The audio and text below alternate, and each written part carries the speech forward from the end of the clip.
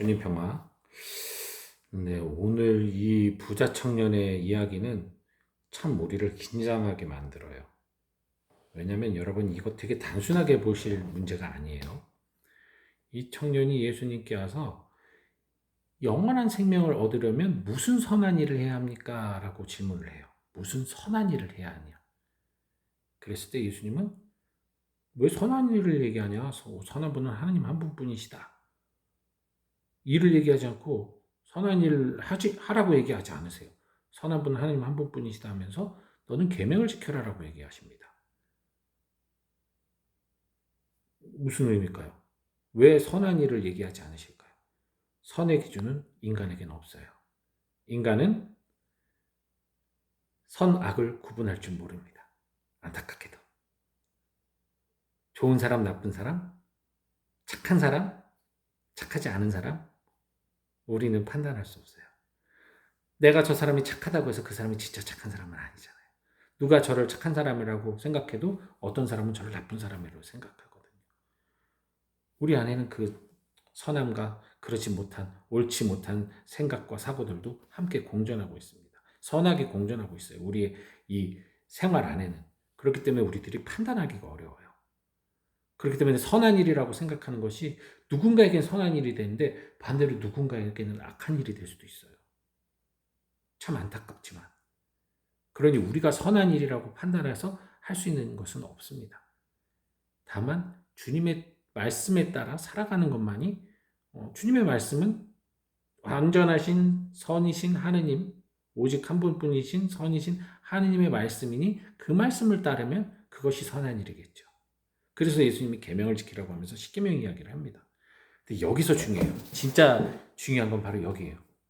이 청년은 십계명을 지켰을 뿐만 아니라 우리 복음의 핵심이죠. 이웃사랑, 내 자신처럼 이웃을 사랑하려는 그 사랑 실천까지 한 거예요. 나눔도 하고 봉헌도 하고 한 거야. 정말 훌륭한 사람이에요. 근데 예수님이 네가 완전한 사람이 되려거든 가서 네 재산을 다 팔고 거지가 돼서 나를 따라라 그랬어요. 청년이 울상돼서 가죠. 이 말씀 보면서 청년 결국 자기 재물을 포기 못해서 하느님을 못 따랐구나. 우리가 모든 재물을 버리고 진짜 모든 것을 내려놓고 주님을 따릅시다. 이 말 많이 하잖아요. 근데 여러분 그 말처럼 우리가 모든 것을 버리고 따르고 있나요? 아니 뭐 저부터도 수도자지만 모든 것을 버리고 주님을 따르고 있을까요? 제가? 이 세상 어떤 사람도 순교자 외에는 진짜 순교하는 사람 외에는 모든 것을 버린다는 것은 불가능해요. 불가능해요. 네. 내 목숨을 버리는 건 결코 쉽지가 않습니다. 네. 그러니까 목숨을 버리지 않고 살아가는 우리 모두에게는 이것은 불가능한 얘기예요. 우리는 그럼 결국 완전한 인간이 될 수가 없다는 얘기예요. 너무 힘든 이렇게 열심한 부자 청년, 뭐 하나님의 말씀을 잘 지키고 심지어 이웃 사랑도 실천하는 이 부자 청년마저도 완전한 사람이 못 되는데 우리 같은 일반 범인들은 얼마나 형편없겠어요. 여기서 우리가 좌절할 확률이 높습니다. 이걸 아무 생각 없이 받아들이는 사람은 그냥 그래 나 자신을 내려놓고 나 자신을 버리고 주님을 따르자. 좋은 말이야. 딱 거기서 끝나고 그냥 내 삶은 그냥 뭐 갖고 싶은 거 갖고 먹고 싶은 거 먹고 그렇게 살겠지만 이걸 뭐 좀 더 깊게 성찰하면서 묵상하시는 분들은 아마 여기서 넘어지는 거예요. 부자 청년도 저렇게 최선을 다해 살아도 완전한 사람이 못 되는데 나 같은 사람은 죽었다 깨나도 완전한 사람이 못 되겠구나. 이런 생각하실 거예요. 절망하실 거예요. 절망하셔야 돼요. 우린 완전한 사람은 못 돼요. 스스로 할 수 있는 게 없다는 거예요. 우리는. 오직 하느님의 자비 안에서만 이루어지는 거예요. 이 정도까지 해도 안 되는 것이니까 너희들이 거기에 목매달지 말고 하느님만 바라보고 하느님만 따르겠다는 그 다짐을 계속하라는 거예요. 계속 그 다짐과 각오를 갖고 살아가면요. 결국 나도 모르는 사이에 내 안에 것들이 점점점 비워지는 거예요. 점점점 비워지는 거예요. 없어지고 완전한 사람이 뭐 하루아침에 되는 게 아니라 점점점점 내 욕구, 내 욕망, 내 어떤 욕심 뭐 이런 것들이 점점 사라지다가 마지막 죽는 순간 주님과 하나가 되는 순간 완성되는 거예요. 완전한 인간으로. 그러니 이 세상을 살면서 뭔가 완전한 사람이 되려고 애쓰지 마세요. 불가능해요. 이 부자 청년을 능가할 자신 있으신 분들만 하시면 돼요. 그렇지 않다면 거짓말만 하더라도 이 부자 청년을 못 이겨요. 완벽하게 지킨 사람이니까. 그러니 그런 노력을 하지 마시고 어떻게 하면 하느님을 더 사랑할까? 하느님께 더 마음을 둘까? 거기에 매몰되십시오. 그래서 하느님을 기쁘게 하는 것은 내가 죄를 짓고 안 짓고의 부분이 아니라 내가 하느님께 얼마나 감사하고 오늘 하루를 내가 얼마나 감사할 수 있고 슬픈 일이나 어려운 일이 있더라도 그것을 바로바로 내려놓고 다시 일상의 삶을 살 수 있고 범사에 감사라는 말 있죠. 어떤 상황에서도 감사라는 게 억지로 감사하는 게 아니에요. 슬픈 일이 있는데도 거기서 내가 감사함을 찾는 거예요. 괴로운 일이 있을 때도 내가 거기서 기쁨을 찾는 거예요. 너무나 큰 절망이 왔을 때도 그 안에서 희망의 빛을 발견하는 거예요. 그 노력을 해 나가셔야 되는 거예요.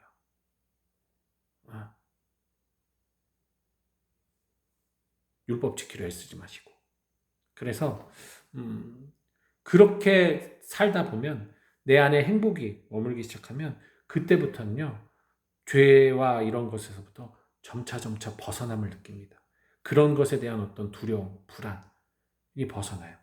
내가 주님 안에 있음에 대한 확신이 들기 시작해요. 그렇게 되면 기뻐서 주님을 선포하기 시작해요. 단죄하지 않습니다. 심판하지 않아요.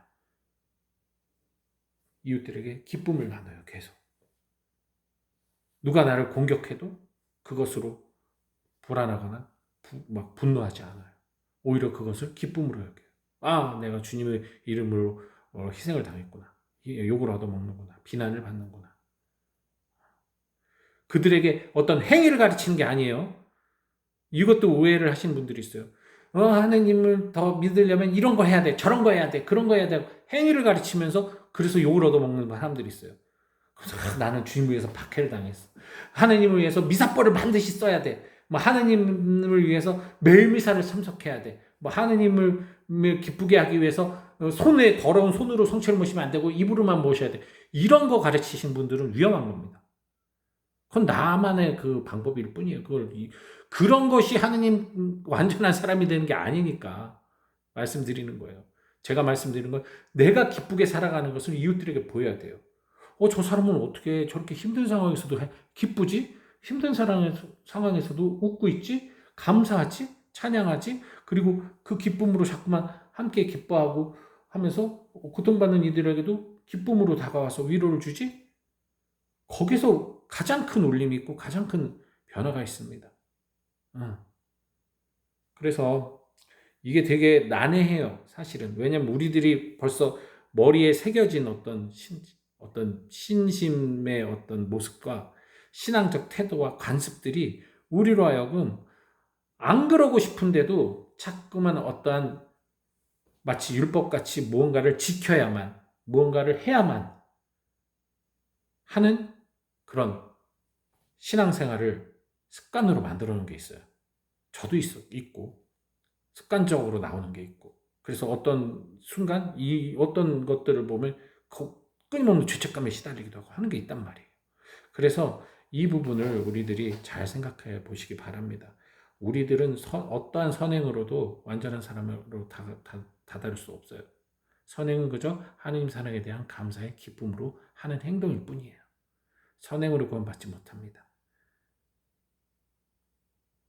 선악은 오직 하느님께서 판단하시는 것이고 우리들이 해야 할 것은 하느님을 얼마만큼 사랑하면서 그분 마음에 들기 위해 그리고 그분의 기쁨의 안에 머물기 위해 오늘 하루를 얼마나 내가 기쁨으로 충만해서 살아가느냐.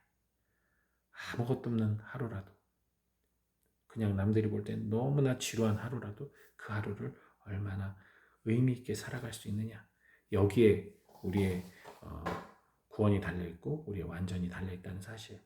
그 노력들이 여러분의 온몸 안에 있는 많은 그 소유하려 했던 것들을 다 쓸어내려서 여러분들을 완전한 사람으로 이끌 것입니다. 화이팅! 주님 평안.